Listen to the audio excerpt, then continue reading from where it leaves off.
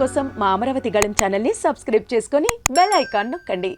AP assembly speaker గా చింతకాయల అయ్యన్న పాత్రుడు ఏకగ్రీవంగా ఎన్నికయ్యారు.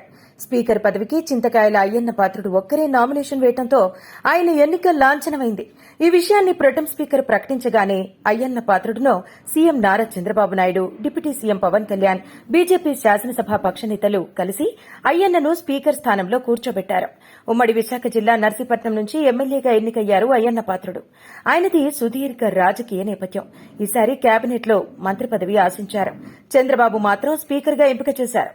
ఎన్టీఆర్ పిలుపు మేరకు అయ్యన్న పాత్రుడు 1983లో తెలుగుదేశం పార్టీలో చేరారు.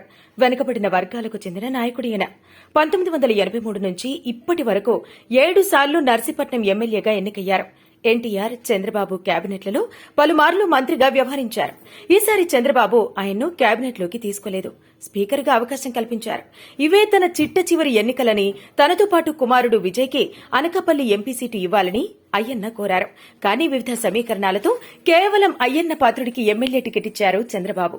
గెలిచిన తర్వాత మంత్రి పదవి ఆశించారు. ఉమ్మడి విశాఖలో రాజకీయ సమీకరణాల నేపథ్యంలో అయ్యన్నకు ఈసారి ఛాన్స్ ఇవ్వలేదు.